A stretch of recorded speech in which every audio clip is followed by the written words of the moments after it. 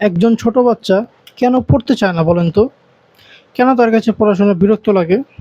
কেন তাকে পড়তে বসালে সে ছোটাছুটি করে, কান্নাকাটি করে, জোর করে পড়াতে হয়? কেন হয় এটা?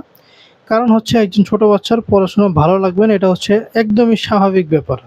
আপনিও যখন ছোট ছিলেন, আপনিও তো কখনো না কখনো ছোট বাচ্চা ছিলেন, আপনারও কিন্তু পড়াশোনা ভালো লাগতো না। তাহলে পড়াশোনা ভালো লাগে না, ইটস ওকে। তাহলে ভালো লাগানো যায় কিভাবে? কারণ যদি সবসময় ভালো নাই লাগে তাহলে তো এটা ভালো লক্ষণ হতে পারে না। সে যখন বড় হবে তার কাছে আরো ভালো লাগবে না। এই ক্ষেত্রে আপনি কিছু ট্রিক্স এপ্লাই করতে পারেন। ধরেন বাচ্চাদের একটা কমন জিনিস কি, তারা মজা পছন্দ করে। মজা বা গিফট পছন্দ করে। আপনি যদি যেকোনো কাজের বিনিময়ে তাদেরকে গিফট দিতে চান, গিফট পাওয়ার আশায় সে যেকোনো কাজ করতে রাজি থাকে। ধরেন আপনার বাচ্চাকে আপনি বলে দেন যে, "তুমি যদি সুন্দরভাবে পড়ো, কোনো ডিস্টার্ব না করো, সুন্দরভাবে পড়বে। যেভাবে বলা হবে সেভাবে পড়বে। তোমাকে একটা খেলনা দেবো।" তাহলে কিন্তু সে খেলনা পাওয়ার আশায় সুন্দরভাবে পড়বে। এটা হচ্ছে মানে মজা।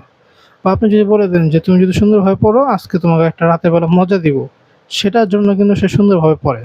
সো আপনারা চাইলে কিন্তু এইভাবে করে আপনার বাচ্চাদেরকে পড়াতে পারেন। যে সমস্ত বাবা-মায়েরা তাদের বাচ্চাকে নিয়ে হতাশ হয়ে পড়েন বা অতিষ্ঠ হয়ে পড়েন পড়াশোনার জন্য, অনেক চিল্লাচিল্লি করতে হয়, তারা কিন্তু চাইলে এভাবে করতে পারেন।